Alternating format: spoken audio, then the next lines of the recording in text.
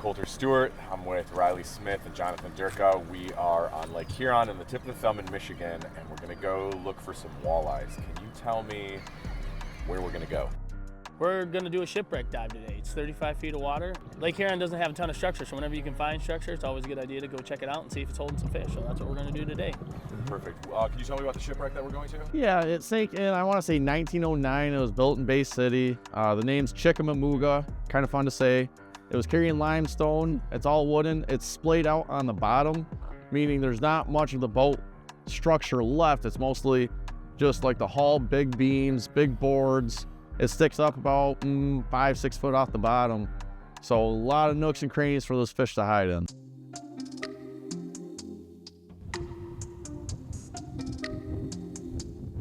The Chickamauga is about a mile offshore.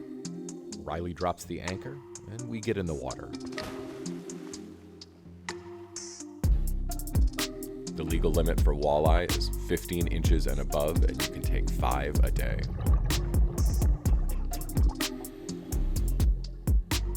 Jonathan and Riley are some of the best spear fishermen in the state of Michigan. It's impressive to see them 35 feet underwater, calm, taking their time, and hunting.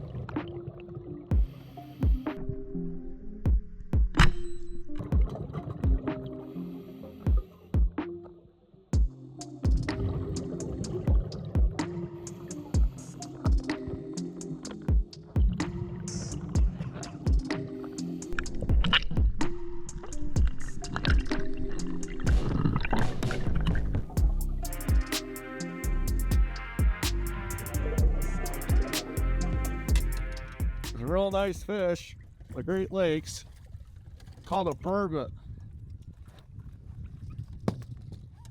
They're also known as eel pout, overman's lobster. That's a real nice, healthy specimen. He is down at the Chickamauga, relaxing. There's not much known about these fish. They go out deep in the summer and they come up shallow in the winter. The Great Lakes, the largest body of fresh water in North America. There's pretty cool stuff on there. Go check it out. And it becomes your playground once you get into spearfishing. It's a whole new frontier, man. It's the most unexplored place in Michigan. Whether you don't know the species or you don't know the size, as I've always said, if you don't know, let it go. If any doubt, just let it go. That's all you have to do. Do nothing, and you'll be great. Yeah, that's easy enough to remember. So do nothing if you don't know. Yeah. Riley spots a fish hiding in the shipwreck with a lure stuck in its mouth. He tells Jonathan, who swims down to take the shot.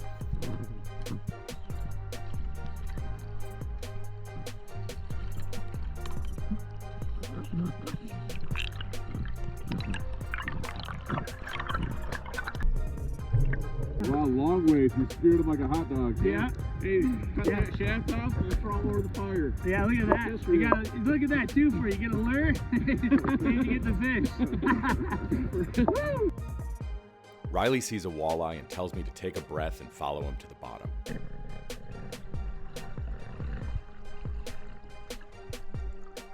Once I shoot, I head to the surface. I'm at the limit of how long I can hold my breath. Riley grabs the fish and brings it up to make sure it doesn't get off the spear. Look at that! Got a pretty decent walleye that was sitting on the bottom of the lake. Hunting underwater demands skill, but also an understanding of fish behavior, the environment, and your own limits.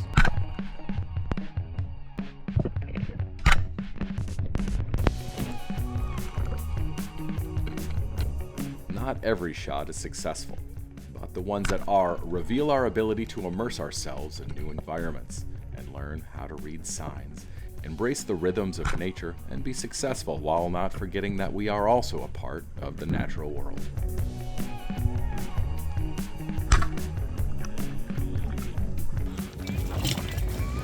Woo!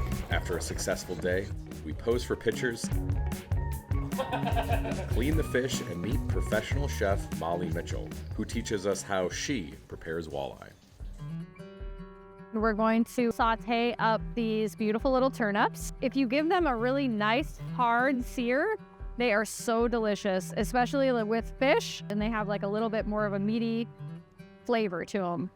So, they're really good raw too. So I'm gonna check on my fish. A nice little knob of butter, some of this Calabrian chili.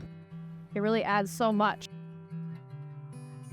And then we're just gonna kind of swirl this into a little sauce that's going to coat the fish. Put our turnips right in with a little bit of this lemon and a nice amount of salt and some olive oil. And we're gonna let these saute. While that is going, I'm going to slice up these ramps that I have, which I just simply grilled, and a little bit of herbs to go on top. I've got some beautiful cilantro that we're gonna use. It is gonna be a real fancy beach meal. All right, guys, here we go. Thank you very much. This is by far the best looking walleye I've ever seen. It tastes about as good as it looks. If you want more recipes from Molly, you can find her on Instagram at the Flowering Hearth. Jonathan, how do people find out what you're doing spearfishing?